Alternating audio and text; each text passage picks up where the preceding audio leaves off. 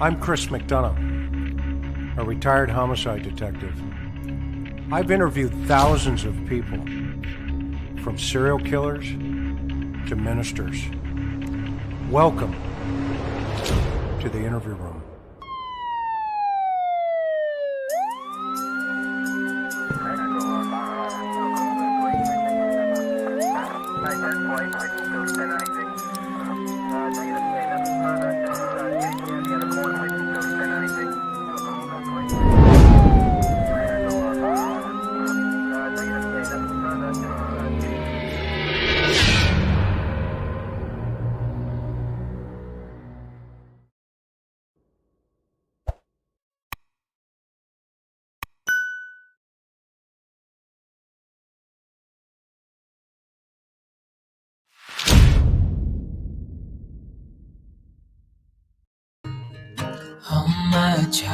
Aloha, everybody, and welcome this evening to the interview room, a special edition here on a Good Friday night.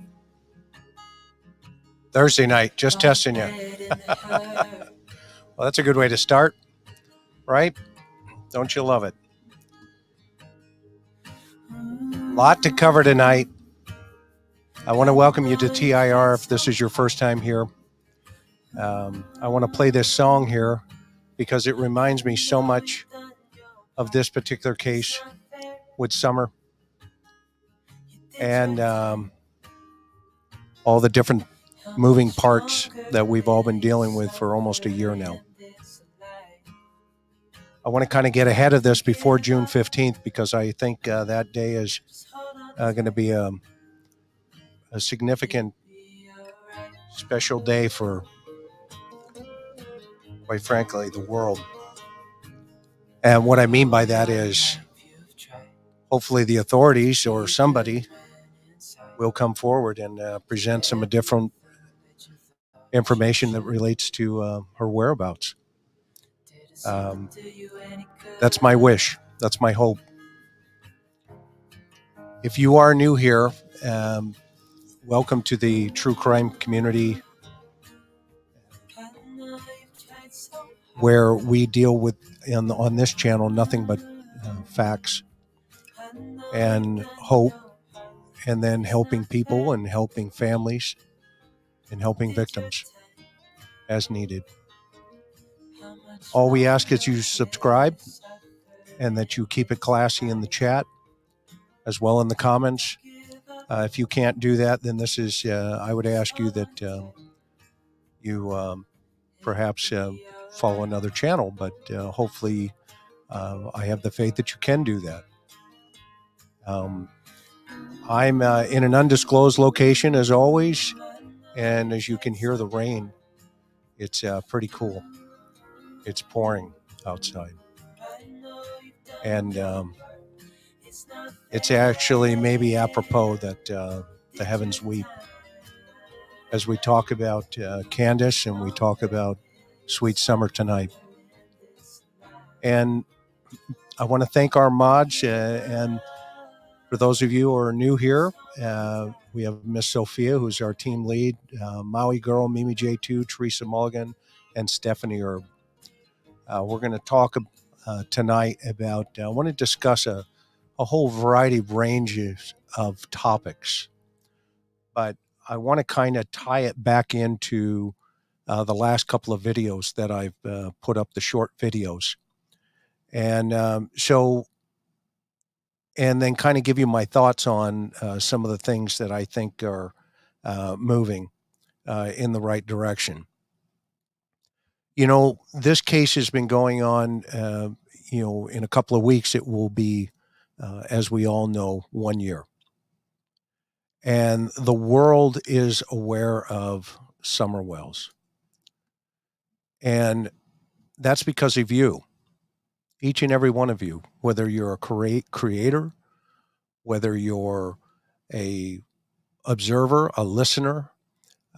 There are some amazing, smart people out there that have brought a tremendous amount of information to the forefront through social media. There was a recent article that I was asked to weigh in on in USA Today about, is social media playing a role in relationship to helping and or hurting law enforcement investigations? And I gave the analogy of we are in the 21st century, and if you look back over early days of when DNA first rolled out, um, there was a reluctance in relationship to embracing that technology. But over time, as it became more and more obvious that the human genome was being genetically laid out, and the statistics were in favor of embracing DNA. Well, there was a recent case, as you know, Kristen Smart in San Luis Obispo, California. There was a podcaster who came up, and he pretty much started to reinvestigate that particular incident.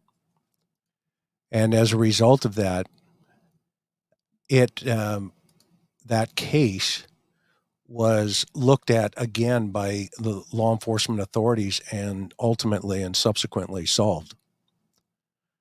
So my comment was, if law enforcement embraces it and it's done correctly, then social media can be a very powerful tool. And, some call it crowdsourcing, some call it, variety of different names. There's a whole bunch of different names for it. But what's important for all of us is this platform is a very responsible, socially responsible platform. And that means we have to treat, number one, each other with updue respect and consideration, and be aware of each other, but simultaneously having an opinion, but it doesn't necessarily mean it's the only opinion, including mine. And that was the whole purpose of Karen, Dillan, and I starting this channel, was so that we could bring some type of platform to YouTube whereby families had an opportunity to come and express their feelings in relationship to their loved ones and the cases that are being worked. With the caveat that it is not interfering with the investigation. But sometimes it's necessary to run parallel. And, that's what the Cold Case Foundation does. Cold Case Foundation supports law enforcement and victims and their families when we're asked to engage. And so early on, I engaged in this particular case. And I made a commitment, and I'm still here, to help find and or bring information relevant to the Summer Wells case. And so tonight we're going to talk about updates, I believe, in my heart, that I've been thinking about extensively. And we're going to talk about Candace. And by the way, I have my little notebook here and this particular one goes back to July 28th. And in here, I took a couple of notes with my conversation with Dawn. And I have a whole bunch of these that I keep when I and learn about something and or discover potentially a point of reference. So as we've all noticed, and by the way, we're going to have this, you know how I am. I'll try to get to your questions. And if I see, something come up, our new members, et cetera, I will tag it and then we'll kind of play it towards the end, if that's okay with you, because I like to have a free flow conversation in relationship to this little girl in this particular case. And that way we can have a clarity of focus. So as we've all noticed over the last couple of weeks, if not 2 or 3 weeks now, Candace has pretty much gone underground. My understanding, after doing a little homework, is there's been some people that have intervened in her life that have told her basically, just chill for a little while. I know that she had gone to, at some point, another state to visit some of Don's friends potentially. And I don't know, a lot of her phones have been disconnected except for one number. And I don't know what the whole purpose of that is, getting close to the anniversary, but it could be because of the emotional grief and or the desire to want to say more, but somehow has found herself stuck in a corner. I want to be clear and on the record from the very beginning the first reason I put out the very first video this week was I have treated that family, believe it or not, in relationship to my observations, with utmost respect, and I will continue to do so. Now, they've not liked me for it because, they felt that there was, other motives and or reasons. However, if Candace is willing to come discuss with me what happened that day, I can assure you that I will maintain not only a spirit of professionalism, but one of experience to the table. When we talk about the court system in relationship to the children, and now we have Detective Pruitt over there in Hawkins County who has been tasked with resolving this case. When he comes out and says that he wished he had more information coming in, then I think it's our responsibility as citizens to provide him with viable leads and viable information. Because we know when those leads start slowing down, he then has to settle back into his case file and his caseload. I have not seen the sheriff's department and or anybody else move towards a team approach on the second wave of this investigation. So maybe that's a good sign. Maybe that's a good sign. Because if in fact he is just refocusing, on his other caseload,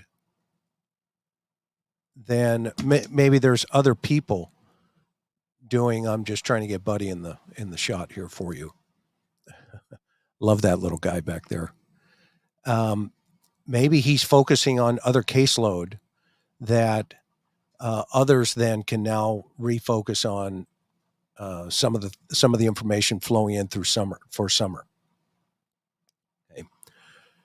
So, a couple of things I want to talk about tonight. We're going to run through the list here, and then we're going to circle back and let's get into it, right?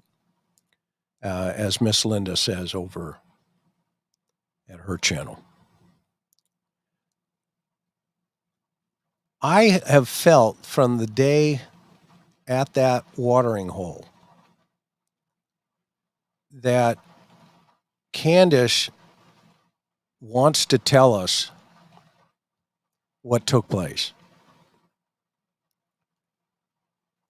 I have felt that my experience told me while standing there with her that she was very, very, very close to saying something. And I don't know what that something was because it was interrupted.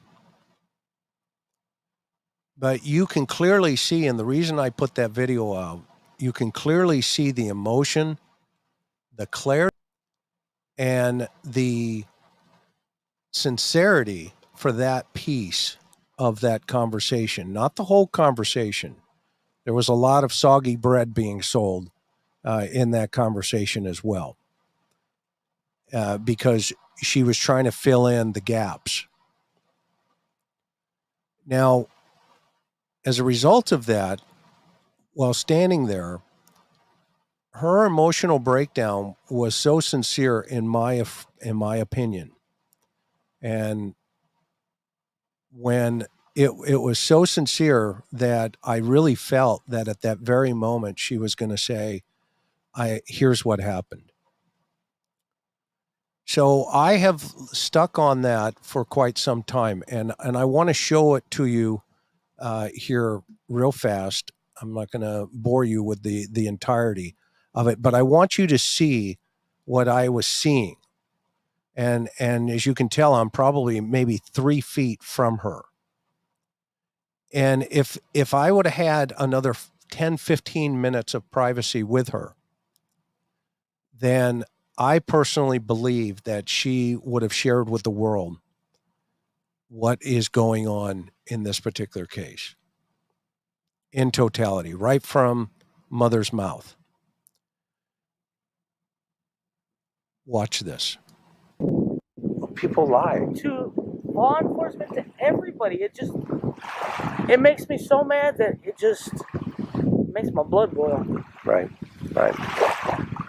So she disappears. I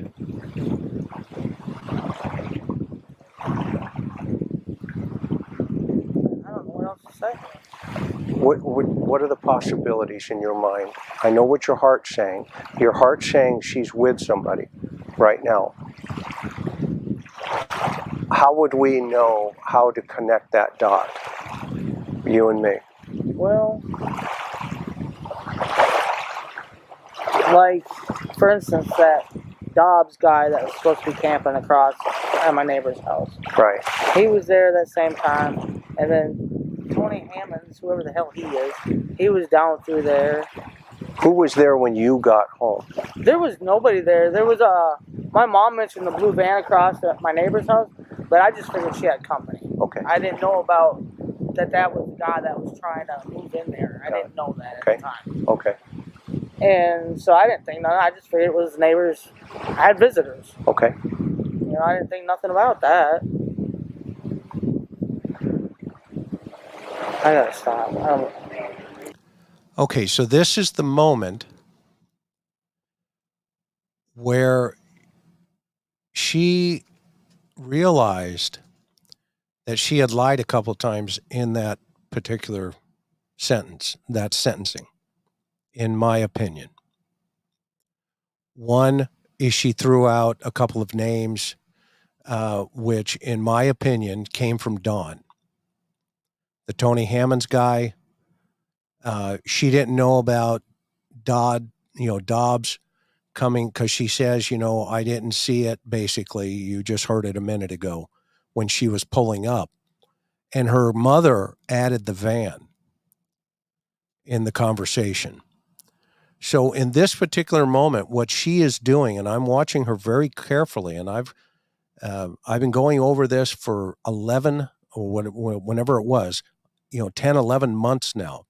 And I keep coming back to this moment. And in this moment is when she is thinking about whether or not she's going to tell me.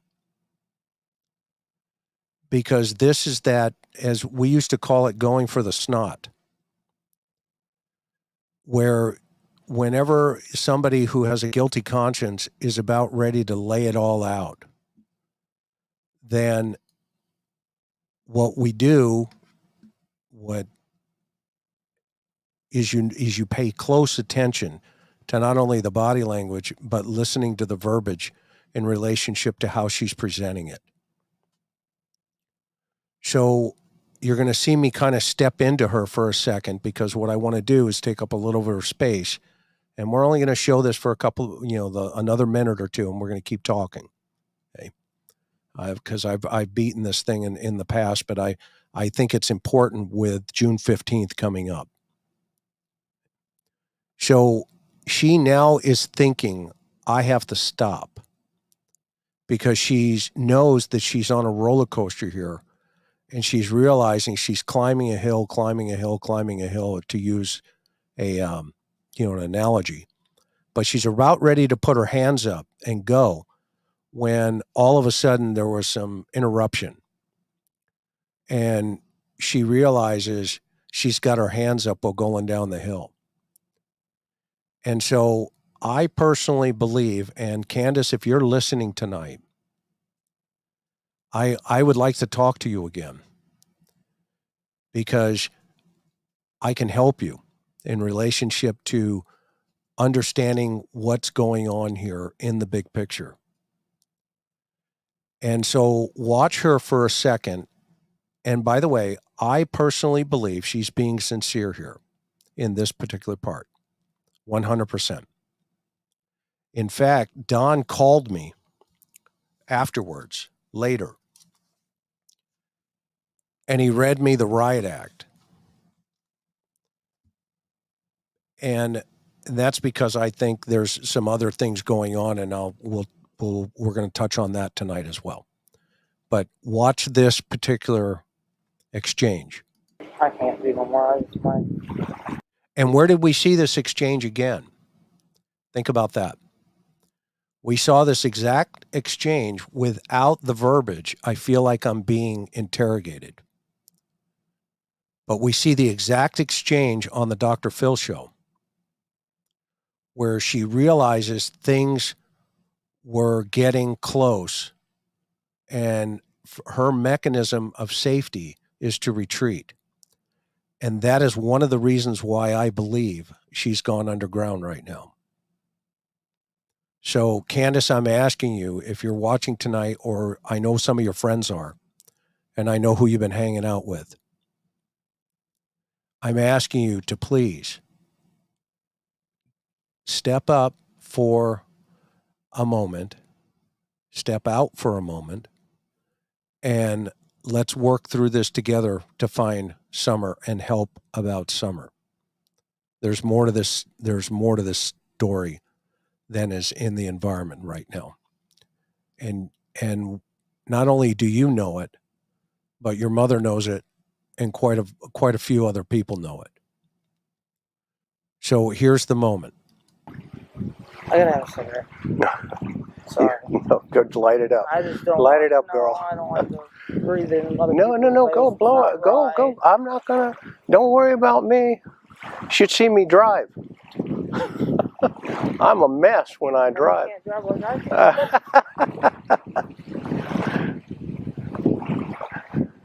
can. You got a lot going on, Candace. I respect you. I'm sorry that you're having all this problem. And no matter what we say, you or me, somebody's going to question it. It doesn't matter what I say or do or try to prove to people. Somebody's always going to twist my stuff. Right.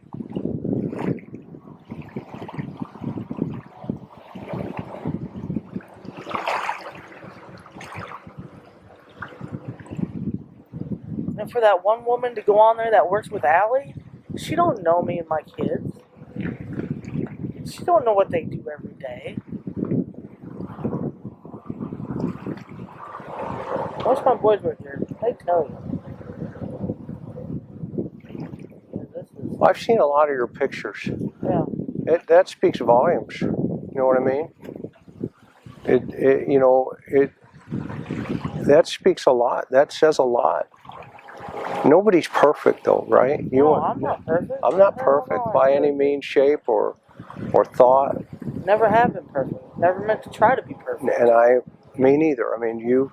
I am a person just like you. Yep. Or your wife. That's right. That person out there on that jet ski. That's right.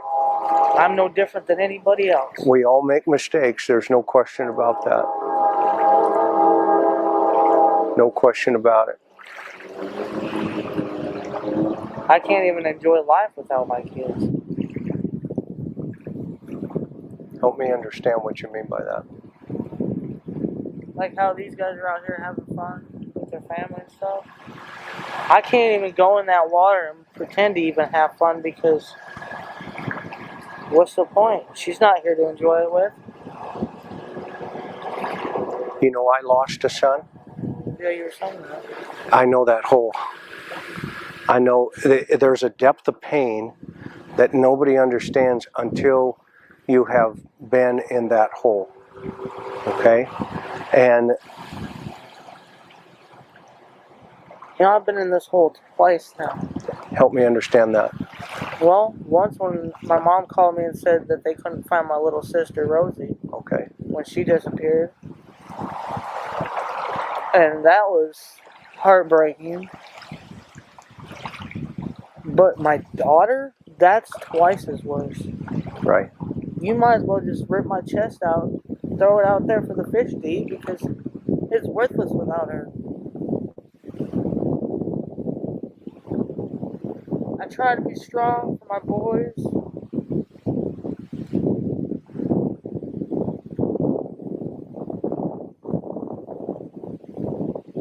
I try to have hope. I just,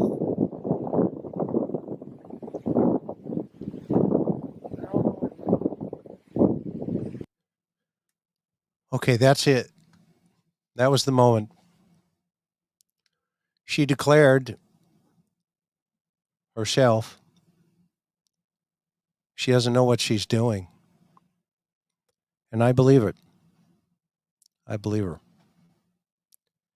And by the way, mods, if there's any trolls playing this, you know, block them from the channel. Send them into space.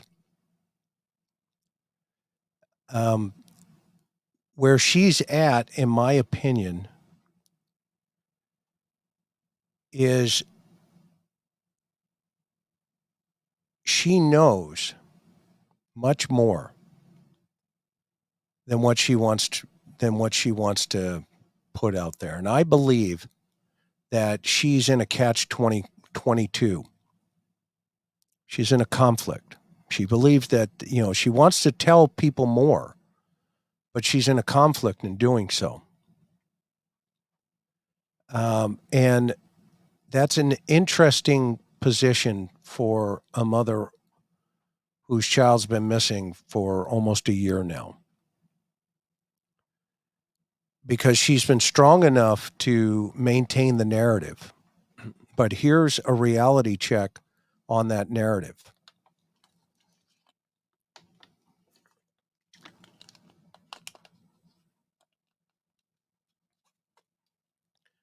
Don's probably going to go to prison for a very long time. Just on the SA allegations alone.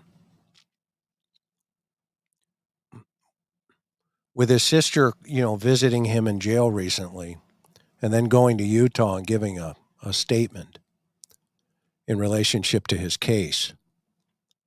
I'm going to save the information because Mary's going to tell everybody, but she basically just poured gas on the fire and sealed his fate. And so, Candace, if you're waiting for Don in a couple of months, depends on what Utah's going to do, and it sounds like they're going to do something because that case is now at the DA's office and it's being reviewed. And at some point, there's going to be, depends on what happens in Tennessee in relationship to the boys. And thank goodness Mary stepped up and Jeannie, you know, and put the information out there that it had happened to them as well. And then all these other women and these survivors came forward and sealed the deal. And so, Sonia, if you're listening tonight, which I hope you are, why don't you do the right thing and call me? And then you can tell Don what you just heard tonight. So I believe Candace is stuck in a circle of violence, not only in her own life, but in her family life as a whole, in her childhood, in her marriages. And I believe drugs and alcohol has played a major role, like everybody else, in why all of her children were taken into protective custody. So she has a conflict, and she's used to manipulating to the point where once the state steps in, they take care of everything, and it kind of goes away for her. But this is a situation that is not going away because 5-year-old little girls just don't disappear. So one of the things that I've been curious about, and that's why I put the first video out, is what was Don's fixation with that shed? I have a note here. When I talked to him on July 28th, I'm reading out of my notebook. Immediately, he said, I believe she's been killed and buried somewhere after being abducted. Now, then when I first heard that on July 28th of 2021, which is less than 4 weeks away from when she was went missing, my experience kicked in and said, he knows. He knows something. Now, what we've all been grappling with for the last year is what that something is. But what I have been dealing with is, and like you, and on this channel anyway, is the facts in relationship to how they were presented. These are Don's words. And you heard him talk about some of the other stuff on the phone calls, but there are many other phone calls that Mary has and that I have that we're just not going to release them because they're all given to the authorities for the case, the other case. But for a father that day to say, the first place, which got me thinking, okay, the first place when I asked him, I said, well, where did you go? He said, well, first of all, it took me about 40 minutes to get home, and I'm reading from my notes. And I got there before the police. Well, I knew that wasn't true. That's not rocket science. Because when you have a missing 5-year-old and you call 911, and by the way, she's still 5 years old at this point in relationship to when she disappeared. She's not 6 yet. She won't be 6 until she either A, comes home, or B, is, found.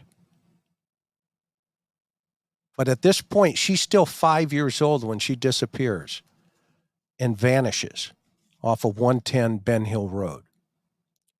But her father says immediately that he raced home. It took him about 40 minutes to get home. And when he got there, he beat the police. Well, what he was unaware of, I had talked to the authorities. And they told me that they were there before him.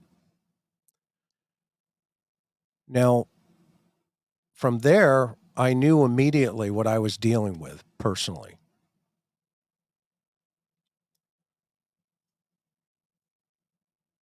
I knew then I had to figure out in my own mind what's motivating him to be deceptive in relationship to his child. If he's lying about the simple things, i.e., beating the police to the scene, then what's the next significant event in his secret life? And at that point, the next significant event was I went to the shed down at the bottom of the property. So remember, I've been saying from day one, I have not left the property. Not only did the victim risk continuum tell us that high, medium, low, and you guys know it now, environment, situation, circumstance by now. Everything told us that something is not right in River City right up there on Ben Hill Road. And then as the investigation started to unfold in relationship to information provided to the public by the authorities, we learned that they had the same thought process as all of us. And they still do. To this day, Sheriff Lawson has said everybody's still on the table, i.e., they're interested in figuring this out from their perspective. So then that leads us to, okay, what are the possibilities? And I've been on a 3 for quite some time, but today I want to talk about hide and seek and really focus on that thought process and what that means. And because when I talk to some of the authorities on the scene, factually, the boys told the authorities that they were playing hide and seek. Now, what does that mean? Is it the hide and seek game that every kid in the world plays? Is it the scriptorial reference of Jeremiah 29:13 that Don plays? If you seek me and find me, when you search for me with all your heart? Is it the, all the various videos that are played through the churches? We've got to realize that the authorities heard what the boy said. So if that's a possibility, that may explain some of the time gaps that existed in the 3-hour gap of time. And it may also explain some of the information that's floating out there about Candace leaving the property. So I asked myself when I went into that house, okay, if that's a possibility, and this was what was in my mind, another direction here. If that's a possibility, when the boys say something to the effect of, she went downstairs, Mom, what does that mean? Did she go downstairs to hide? Is it possible she could have made it out of that door? And we've heard a variety of different, circles around that door. Is that a possibility? In my opinion, yes, that could be a possibility. But it does not jump to a probability that there was a abductor waiting outside of that door.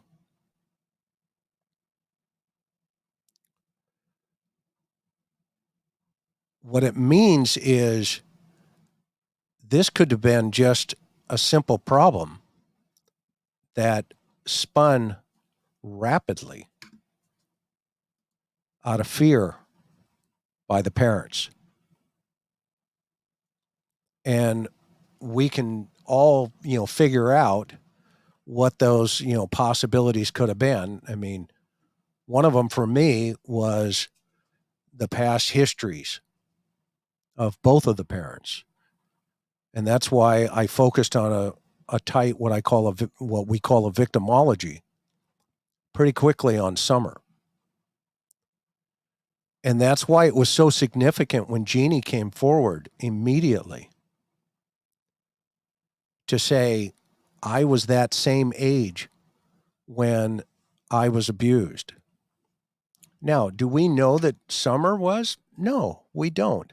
I don't know. I don't know. But my experience has told me there's a potential high probability. And when we had started in the very beginning, that's why Don spun off on me so quickly. And I have phone calls of him calling me and yelling, and he was just going nuts. Because in my opinion, back then, a year ago, he knew that we would be a year down the lane and the case would be sitting at the attorney general or at the DA's office in Utah. And that's exactly where it's at. And that was my experience a year ago telling me that. And that's why I asked him, how old was she? And he refused to answer it. So that's the relevance for all those who were questioning it. That is the relevance. It would also explain potentially the call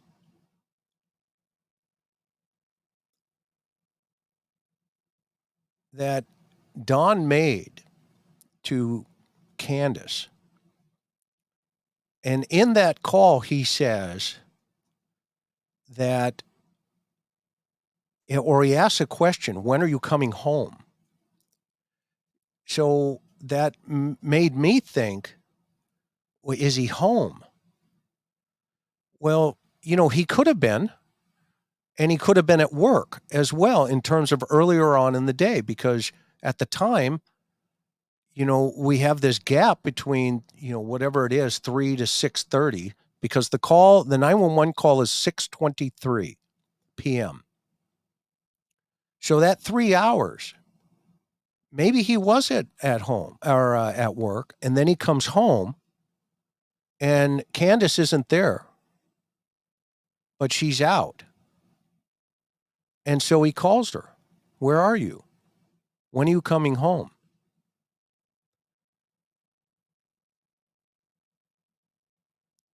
That's a possibility. So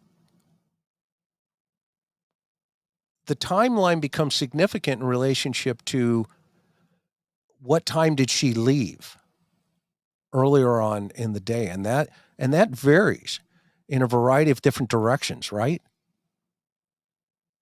We've got statements from, Allie. We've got statements from Hunter. But let me tell you something about the statement from Hunter. The FBI interviewed him 3 times to clarify that timeline. because for obvious reasons, they have the forensic cellular data. And that timeline is significant. And so the idea is, okay, let's say she makes it home and the kids are playing. Could it have been an online thing? Remember, there's also a couple more other options, right? It could have been the hide and seek thing online. And all of this becomes post behavior in what we see and what we hear. We hear the narrative. And by the way, that narrative for three separate people to present itself almost as if it was in sync is rehearsed.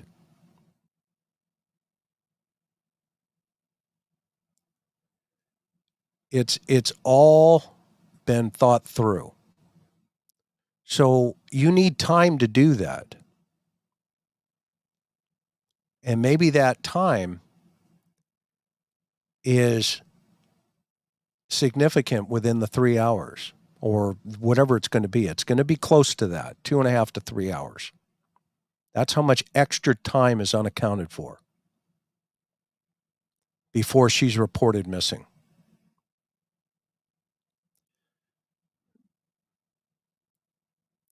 Now, to me, the other piece that I wanted to attribute to in that video were a couple of statements. Grandma made the comment, "I can't speak for Candace."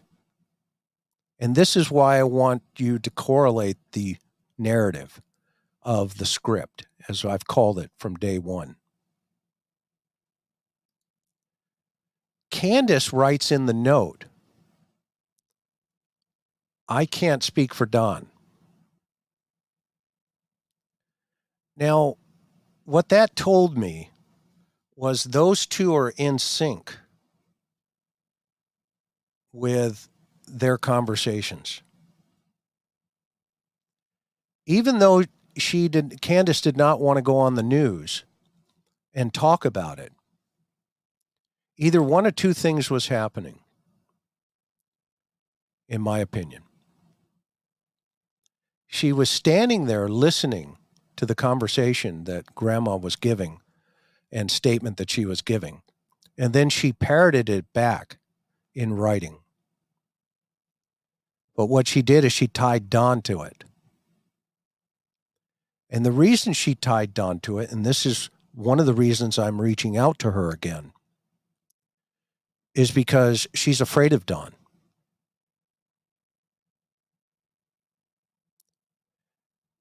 And so that disclaimer in of itself, together, the two of them, Grandma and Candace, tells us in one sentence, Grandma's saying, well, the sheriff can contact me anytime they want, and so can the FBI. They can ring my doorbell.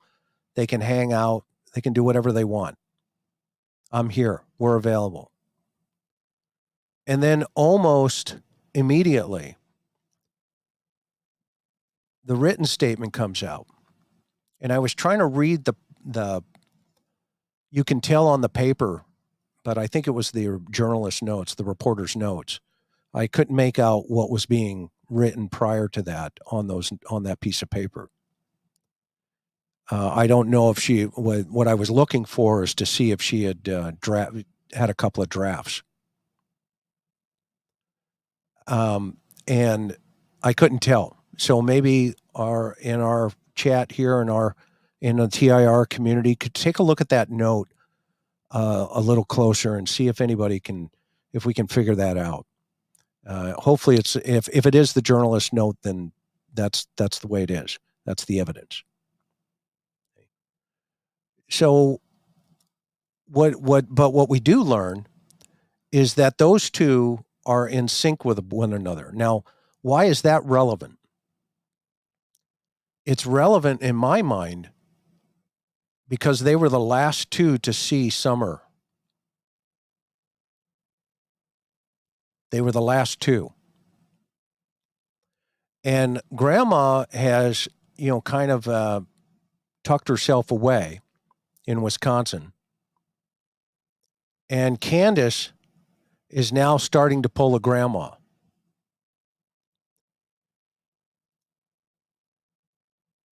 Maybe she's gone to Lafayette, Arkansas to hang out with some of Dawn's friends. Hopefully we can ask her. But I know that she knows more information about her sweet little daughter. And I want to give her the benefit of the doubt in relationship to she's afraid. And I sincerely believe that. I sincerely believe she is afraid, as do many others, to come up and tell the world what took place. And we see evidence of that when she was intoxicated. And that one statement where she said, I want to tell them what happened. Well, you just don't say that. And Don was leaning over her at that time, as you remember. He was 3 sheets to the wind. Either he was high or he's drunk. I can't, I'd have to look at his eyes a little bit closer. I couldn't tell that night. But he was wasted.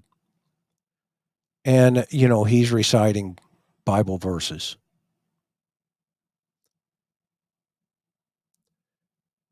But Candace, in all sincerity, I hope you take advantage of doing the right thing internally. I know it's been tough. I know it's been difficult.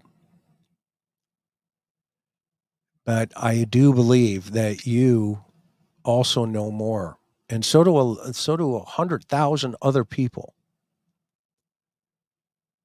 But there's a way to do it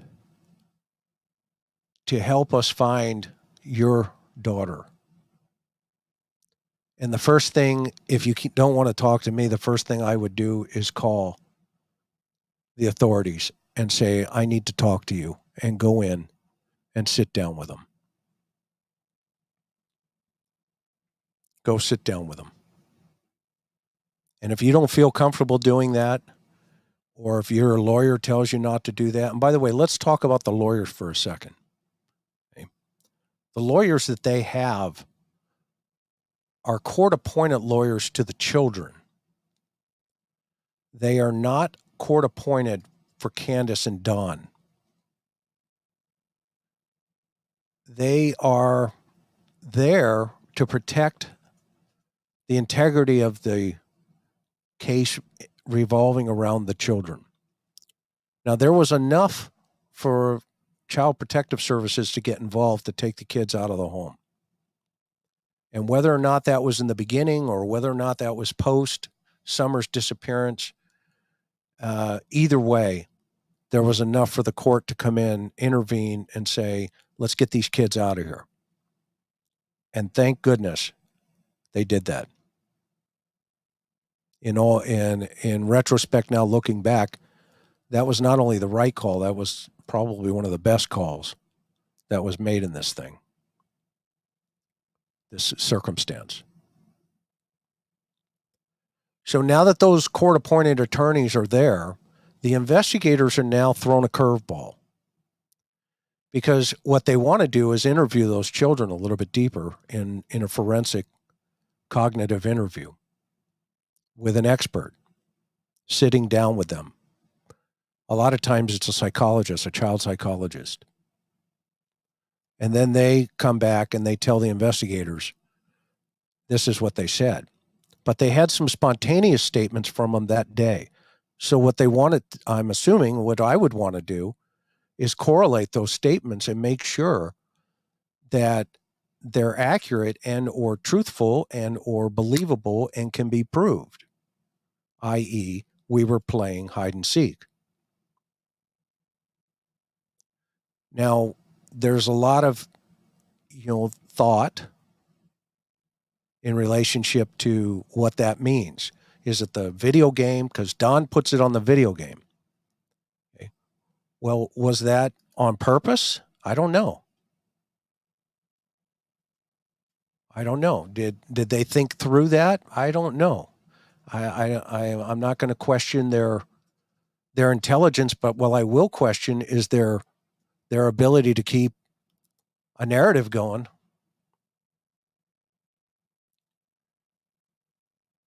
So, let's consider that, shall we?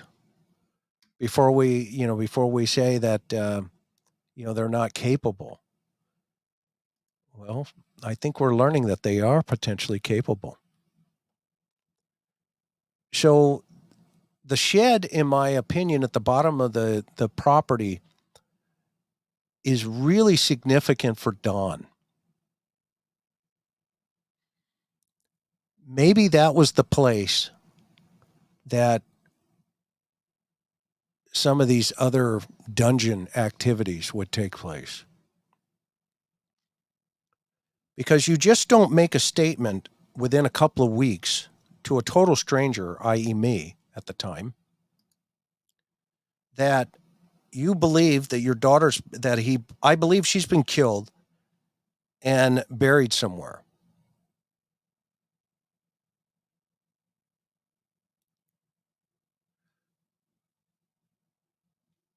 Okay, what brings you to that belief?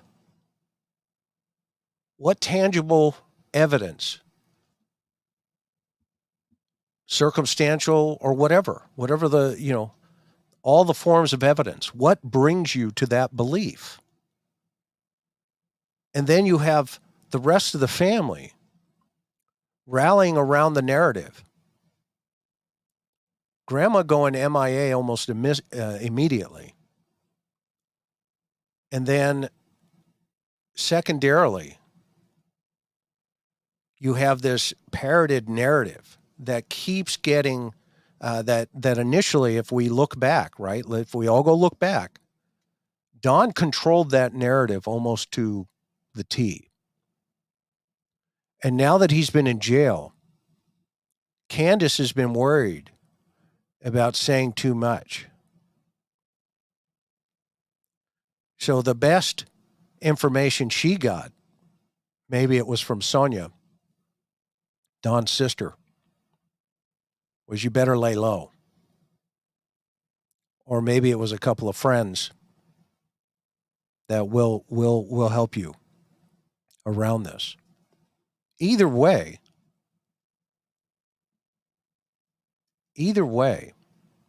we know that because the authorities told us, they're not talking to the police or the court about Summer's disappearance. It's not happening. So that shed, in my opinion, is significant. Now, there may be nothing in there. I know there were a couple of folks that had gone in there.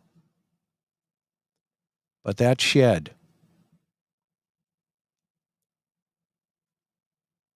played a role early on in Summer's life, somewhere. Because there's in when you do what they call a suspectology in relationship to behavior analysis, when you start studying how these guys think and you sit down with enough of them and then hear how they think, and then you correlate the two of them and you learn from them, well, those significant comments like that are typically behaviors that have exposed themselves to that individual and they're reliving that behavior, i.e., somebody tied up and being tortured in a dark, cold place, i.e., the dungeon, i.e., I think she's been taken killed, and then buried. That's a significant statement. And that statement came out very early. And in fact, it shocked Candace when he said on the news something close to that again. And she looked at him like, what are you talking about? So there's more here in relationship to that. Okay, so let's get to, well, first of all, let me go up to some of these stars. Don't start putting your questions in yet. Just hold on for me. I just want to recognize Shirley. Thank you. And then, of course, Layla. Love that name. Northern Farmbar, thank you for giving us the show. Thank you so much. Positive, always classy. Thank you. Thank you. And that's the only thing we ask is continue to keep us classy. You know, in the chats. Do parents sometimes come forward a year later from guilt over these crimes? Will she eventually cave? Yes, at some point she will give in because it doesn't go away. You see, that's the problem. It just does not go away. And that's the dilemma, right? It's a prisoner's dilemma, is what it's called, right?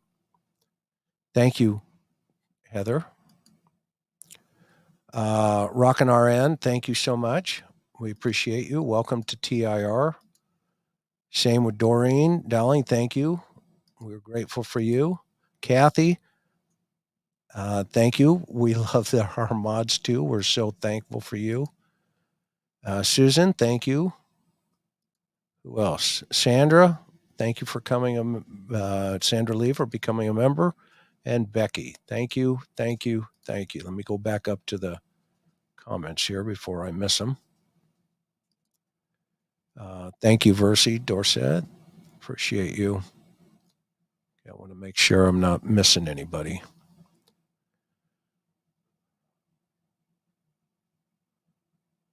Okay, so let's grab some of these here.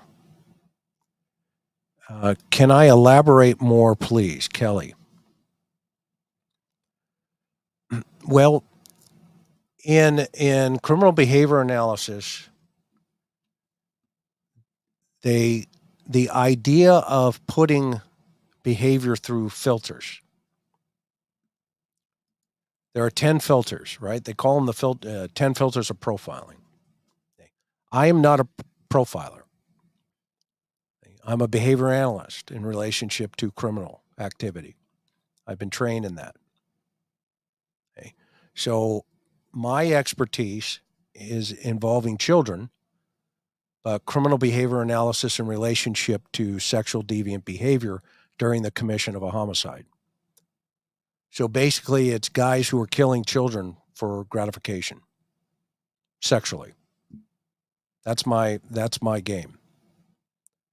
That's why I've consulted on a variety of pretty high-profile cases across the country, including the John Benet Ramsey case back in the day, where I agreed that the garrote was a very interesting weapon to choose. So that's my thing. In this particular case, I focus on very minutiae details. That's the way my brain's wired, unfortunately. Ask my wife. And that's why my brain does not allow me to, look at 5 or 6 things at the same time. I look at one thing, I analyze it pretty quickly, and then I move to the next thing. But they're all within, a realm of relevance in relationship to the big picture. I look for multiple pieces of a puzzle. My brain is wired that way. And any psychologist out there can tell you that I'm an A-dominant amiable. I get along with people. And that in of itself, sometimes early on in my police career was an extremely important skill to have. And I try to treat people with respect. So what happens is you start off with the victimology and then you go through this list of 10 different things, right? Contact site, body dump, etc. Suspectology, etc. And what you do is you analyze the victim, because in order to understand how the hunter sees, you have to recognize what deer he saw or she saw in relationship to the victim.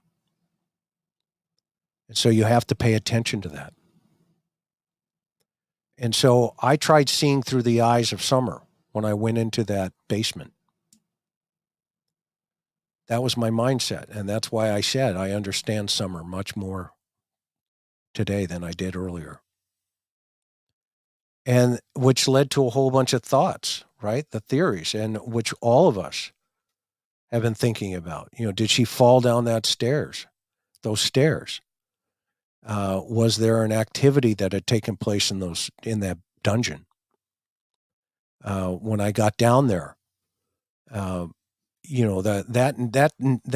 stairwell was so narrow.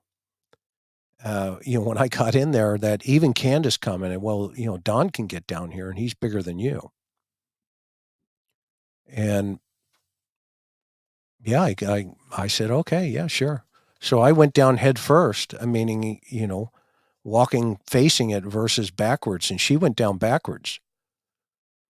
So what's a 5-year-old child doing? How is she manipulating those stairs? Probably well, but is it possible she could have slipped and fell and hit and gone to the bottom and, who knows, gotten injured, hurt, whatever. I don't know. I don't know.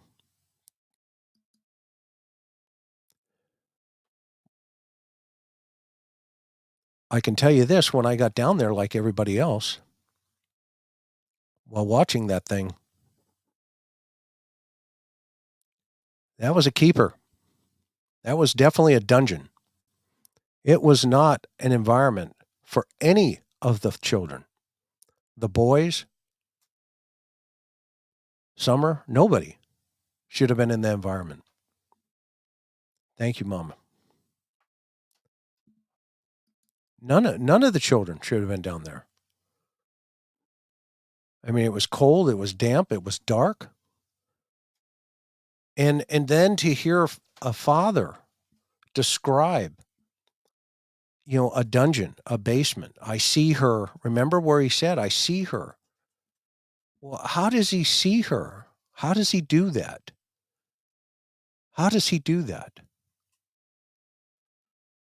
I mean, and that's why I wanted to bond with Candace by sharing my son's experience. I didn't see my son deceased.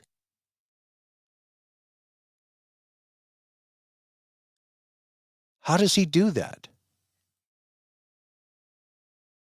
It was horrible. I mean, it smelled, to answer your question, up here, shady lady.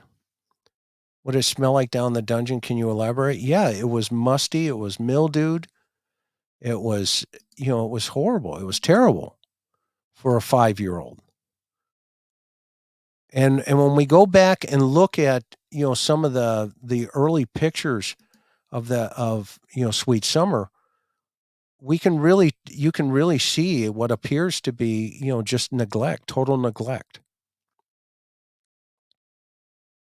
And I'm sure of it, that's why CPS got involved. So what next now, right? Where do we go from here? Where do we go from here with this case? Well, I'm offering, Candace, and would like to invite you, please, Candace. You have my number. I've tried to call you a couple times, as you know, because you haven't picked up.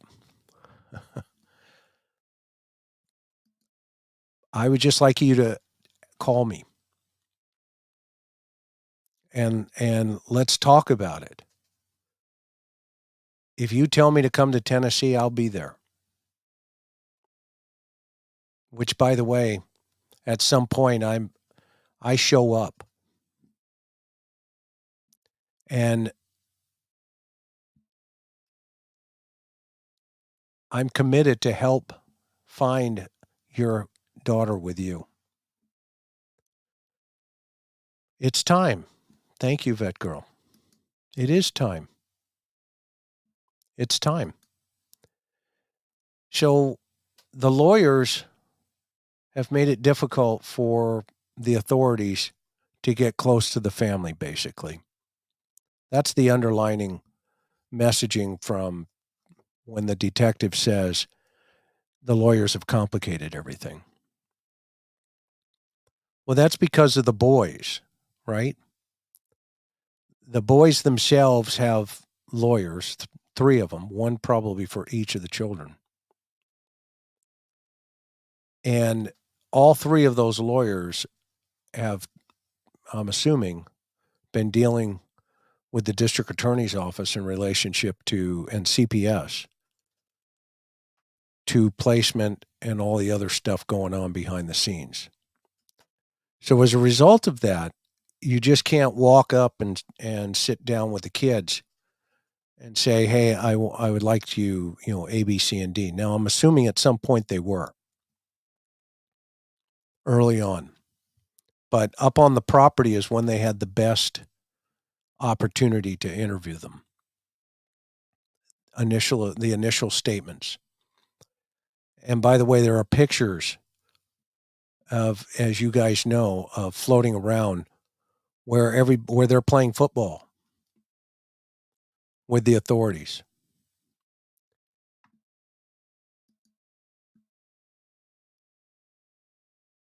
So maybe there was a belief that she would be found and discovered because there was some casual exchange.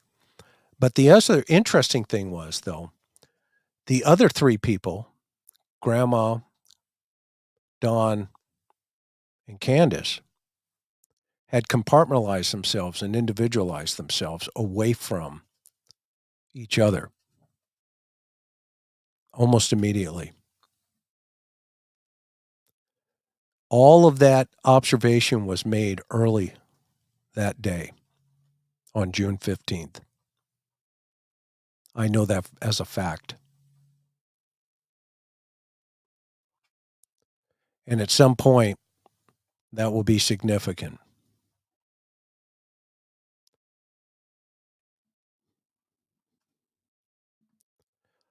Where those young men are, I don't think it's a good idea to talk about that stuff because of the gag order. So let's go ahead and stay away from that in the chat. We don't want that at all. We don't want to jeopardize anything with the children. Our goal here is to talk about Candace and see if she would be willing to step up and tell us a little bit more. I'm all ears. Can Candace obtain separate counsel? Yes, she can. Sure. But she has to retain that counsel. The court won't appoint her an attorney in relationship to if she's the focus of a CPS investigation in relationship to why her children were taken away. Now, if she stepped in front of the court and the court says you're going to be charged or you're being charged, yeah, then she'll have the opportunity to get a court-appointed attorney if she can't afford one, right, in the arraignment. But she's not been arraigned on anything, nor has Dawn. So that may be on purpose. It may not be. Is there a gag order? Does that mean impending charges? No, it does not. It does not mean that, Tragic Mouse. And that's a great question. No, it doesn't mean that they're going to charge them with anything. Now, there's a lot of what appears to be, early intervention by the court to say that, okay, we're gonna give you a program, right? What courts do, and as a result of that, the program could be clean up your house, get off of drugs, and then the court will revisit what you've done. And if you have any questions, talk to your lawyer, your counselor. So that's probably what initially happened. Now, the challenge with that is now Don goes into it, and here's what he says when I was initially trying to get hold of him.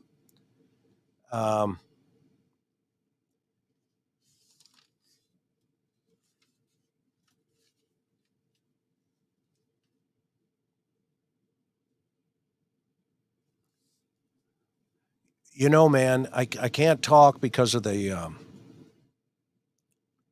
lawyers. And that's why on the phone call, you hear me say where he was apologizing, because I told him on the first phone call, which I did not record, he says, I can't talk to you about anything. And, I was trying to get hold of him for, he was following me for about 3 days, basically checking up on where I was while I was there in Rogersville. And he kept avoiding me.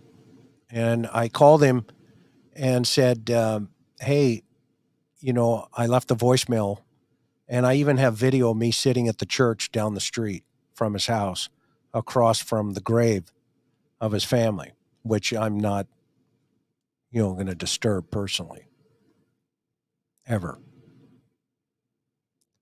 But I, in all sincerity, he said, okay, man, I'll meet you there.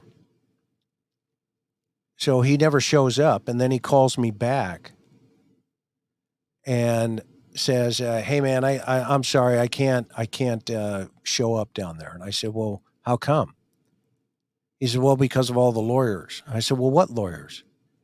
He said, well, the boys have lawyers. And I said, well, do you have a lawyer? He goes, no, I don't have a lawyer. And I said, well, then I'm sitting here waiting for you. Come on down. Come on down. And what I'll do is I'll cut that piece of me sitting in my truck waiting for him. I told him, I said, hey, there's a really nice picnic table down here. We can come on down here and we can chat it up a little. I want to help you find Summer. And he was, very friendly. And he's like, well, man, I know you want to help. I appreciate it. But I don't want to meet with you. And I said, okay, well, is there a reason why you won't meet with me, but you've met with everybody else? He goes, no. He said, I just don't want to jeopardize, with the boys. I said, fair enough. Fair enough. And so what did I do? I left, thinking I'll circle back. And while I was in Nashville, that's when my phone rang. And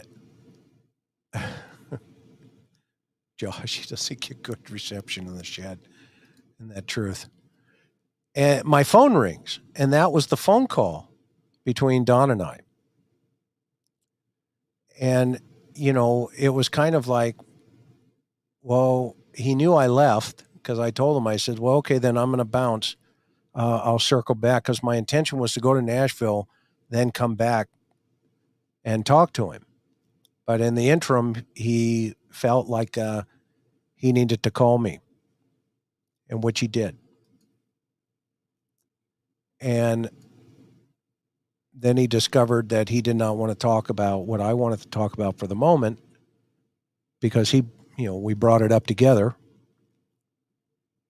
And that was, where we are today with the other stuff. But I wanted to stay focused on Summer, and I'm still wanting to stay focused on Summer. There are 2 trains here. Thank you, Kimberly. There are two trains here. One is the Mary Jeannie train, which, by the way, if you've not subscribed to Mary's channel, mods, can we put her channel in here, please? And also the lab. These are good people. Go subscribe. Mary's just getting over COVID. Hopefully she's doing okay. I sent her a message a couple of days ago. And all of these individuals are good people, and many others in the YouTube community. And then there's some that, run. But when I was talking to him, we wanted the clarity. And one of the first things he tells me, even before he told me on the phone, which is not recorded, is at 5:30 they were planting flowers about 20 feet from the house. And that Candace called him from at work, and then they both called 911 around 6:30. The original time of call on that note is 6:23 into dispatch. He says that the door downstairs must have been unlocked. And then he says, quote, "I have not seen her since," end quote. I assume a bad person grabbed her.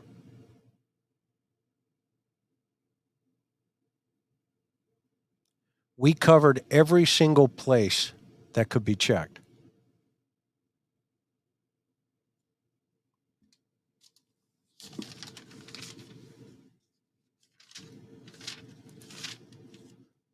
So I've been operating off of this book as well as another one. I have a blue one on the things that came out of their mouth from the beginning.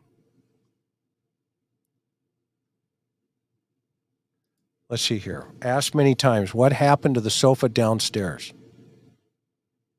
I do not know what happened to that sofa. Eagle Eye. That is a great question, and I don't have that answer.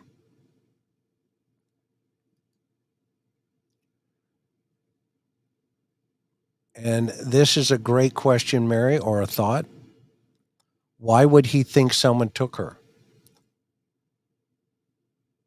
That's a great question. That's correct. Any updates on Rose Bly? Yes. We have 3 calls or 3 messages into the sheriff. And when we did talk to him last, he was going to come on the show. We talked to the lead investigator, and I did a whole show on that recently. And the sheriff, in fact, Karen, called again today. Am I right, Karen? Yep, she's shaking her head yes. So he's supposed to come on per his promise and kind of give us an update on what's going on in the Rose Bly case. I want to hear it right from the sheriff's mouth. Would love answers on Rose. Absolutely, all of us. Okay. We made some commitments to them and to help them in relationship to the Cold Case Foundation, so I can't talk about that side and that piece of the puzzle. But I can assure you that the Cold Case Foundation is helping on the other side of the coin. Just as a brief comment, Buddy is sacked. That's right. He's out. Where's H? That is a great question. I don't have that answer. Maybe somebody else does. Maybe another creator does. I've been focusing on Candace in Summer specifically recently, hoping to kick a couple more things loose. But here's one thing that is really interesting with Don. I've come to believe that, and it's just my opinion, that now that he's been locked up, um, for as long as he has, 4 months or whatever it's been, and he's got a couple more, maybe even extended, that there's a tsunami coming potentially for him. And so that puts Candace in a really interesting position. And maybe that's why she's been, gone to different places in, Arkansas and a variety of other spots. I want to be optimistic. They found that girl today in Texas, 40 years from over 40 years. But statistically, a 5-year-old, the statistics are not in her favor. But I would never say never. I would never say never.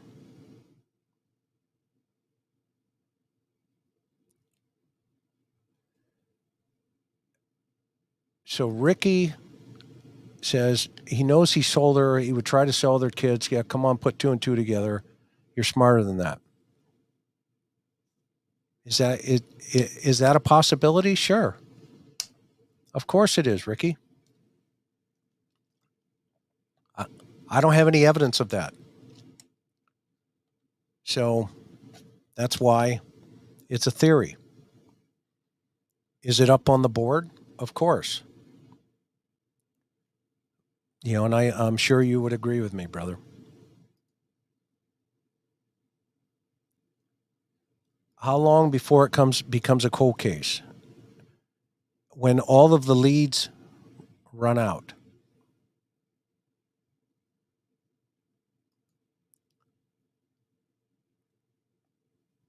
Yeah, I agree with you, Mr. Maven.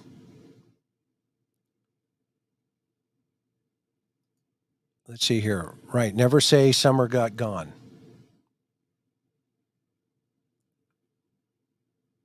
Let's see here.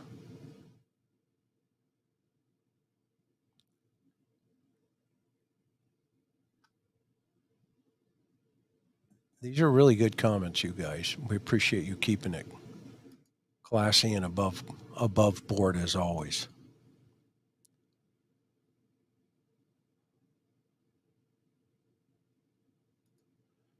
Let's see here. What scenario have we come up with after all the interviews? I have a few. The first, and it's in 3 categories. The first one is an accident, gone sideways / cover up. The second is intentional. Everybody circles the wagon.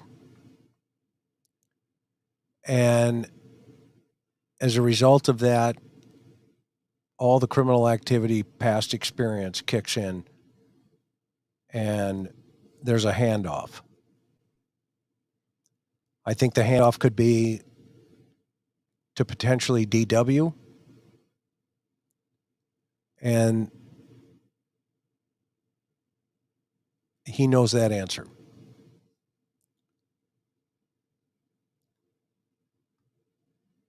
The third is she was playing hide and seek and or a game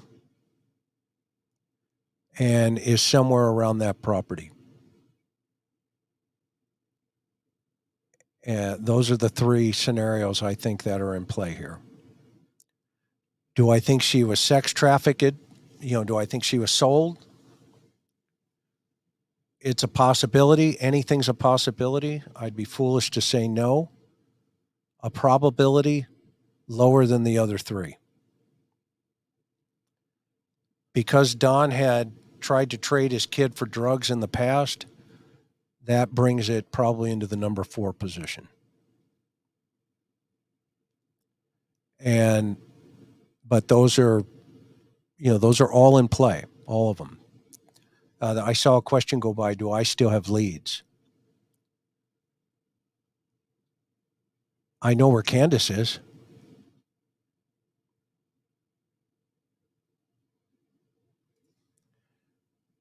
So, do I think it's a stranger abduction? No.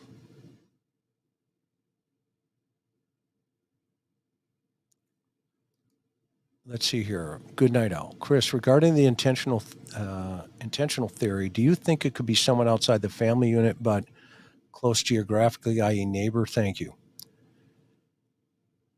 That is a great question, right? Because we have Hunter bringing up the name Andy.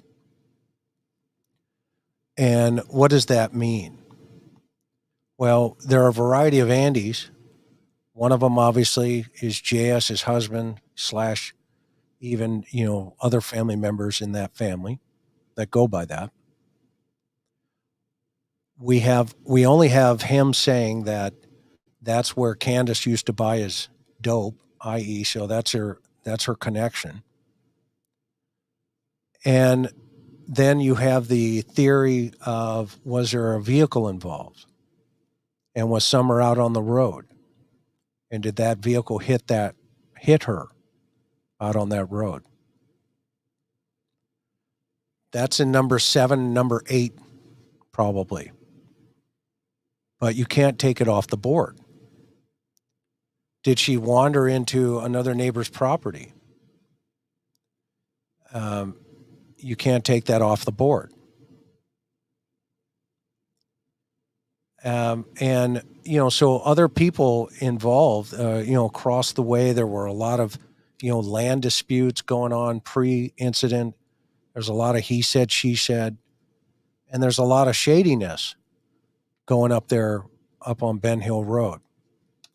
But strangers just don't drive up that road and abduct 5-year-old children. It just doesn't happen. I don't care if you're going up there to, cop 10,000 pounds of fentanyl. It's too risky for the offender. No offender wants to go back to prison. Just ask Don. None of them. So they're going to choose circumstances in their favor. They're going to control the environment. That's why you take a case like Michael Vaughn out in Idaho, where if, he wanders out of his house, he's seen on some neighbors, trying to, on their doorbell cameras, wandering the neighborhood. Well, then that is a high-risk situation, and that opens the door for a stranger abduction, a very high-risk stranger abduction, because it's a low risk for the suspect, because he can blend in much more fully in an environment like that, in a neighborhood like that. And that's why geographic profiling is so critical in this incident. And that's why I focused early on in showing everybody what the terrain was like. And as a result of that, I think a lot of you came to the same conclusion. Certainly, we did at the CCF, and Coop, who we've had many, many meetings behind the scenes. And for those of you that don't know Greg Cooper, just go look up the Cold Case Foundation. He's the executive director. He wasn't part of the behavior science unit. He led the behavior science unit. He wasn't just a piece of it. He led it. He ran it. And so and Greg, by the way, is going to come on to talk about predatorial behavior. He's got a couple new chapters out in his book. And, I talk to him every Tuesday. We have meetings. And he wants to come on to talk about his book. And he also wants to weigh in on Bridge Guy for the Delphi case, which I think will be pretty fascinating. But Greg Cooper is world-renowned, as well as John Douglas. And John Douglas is our executive director. He's our emeritus now. He's working on a Fox program. But, these are the heavy hitters in this game. You don't get any bigger than that. I mean, outside of now, we've got Mary Ellen O'Toole, who's an absolute amazing human being. Ann Burgess, who's a fascinating human being, an amazing mind. But all of these folks is who Hawkins County, the FBI, TBI, they would call them and say, this is what we have. And all the folks that measured in and weighed in from the card team were trained by these types of individuals, trained. So the folks that I hang around with, and I have for many years, and I sit in the same foundation with them, we're all of the same opinion. This is not just somebody that decided, hey, there's a 5-year-old, let's grab her. No, there's a very, very deep secret being kept under the hood right now. And Candace is the key to opening up one of those doors. Candace is the key. And I hope that she's listening tonight. And Candace, I extend my sincere gratitude if you would call me to talk about how we can help you move this to the next level, no matter what the circumstances are. But the longer it goes, the more complicated it becomes, not for the public, but for you. So let's take a look at that, shall we? When you get an opportunity, you know how to get hold of me. And I'll keep trying to call you, by the way. So here's a great question. Chris, if it was an accident, why didn't the dogs pick up on it? True crime obsession. That is a great question. What we don't know is if they didn't pick up on it. Because I think that time gap, right, is the issue, is the problem. And the gentleman, I think is Nashville, he's from Ireland. Love the guy. I watch him all the time. That he said, that time gap. I think he put a video up recently. But that space gives a whole bunch of opportunity to create a narrative. And where we see evidence of that narrative, tying together is just in the simple statements of Candace and her grandmother and her mom, where they make this the very subtle comment, and you can go back and listen to it. I can't speak for Candace. And Candace writes, I can't speak for Don. Now, that's parroting. And so that tells us that's evidence that perhaps they've been parroting this narrative all along. So let's see here. I'm late joined. Dan, regarding the case come out from CG convening the first. That is, I don't know. I don't have that answer, Avery, but thank you for bringing that up. If I find out, though, while I'm on here, we'll figure that out. Okay. All right. Are you guys ready? I appreciate you guys weighing in here. And by the way, this Sunday, Manny's coming back with a couple of active duty law enforcement guys, canine handlers, and we're going to talk everything dogs. Again, he wants to answer all of your question as he wanted to the other day. So he asked me I asked him, I said, hey, would you be willing to come back up on Sunday, Sunday night, to talk about some of the other things that we didn't get a chance to cover. And he said, absolutely. So there we go. So hopefully you can make it Sunday night with Manny from the Man Canine and some dog handlers that are out on the street. They got some really cool war stories that we're going to fill us in on. So everybody, we love you. We're grateful for each and every one of you. Please subscribe, share this out, and also want to thank each and every one of you taking your time out and trusting the TIR family here to keep pressing forward on behalf of Summer. So with that, God bless. Have a great rest of your evening, and I will see you Sunday evening. Let's go to Hawaii.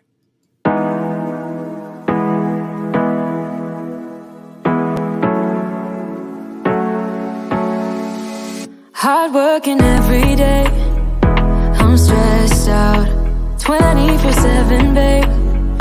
No timeouts, wish we could fly away. You and I go to our favorite place. Oh yeah, make special memories together. I'll be your company now and forever. I say we fly away, you and me, go to our favorite place. Feeling the sun on my face in Hawaii. With you, Hawaii. With you, Hawaii. With you, Hawaii. I need a summer breeze, some fresh air to put my mind at ease. No cares. You wanna come with me? Me and you go to our favorite tree. Are you ready now? We jump on a plane now. We're taking away. Yeah, we're taking away. Don't hesitate now. We're taking away. Yeah, we're taking away. We'll never come down. We're going away. Yeah, we're going away. You and me. Feeling the sun on my face in a while.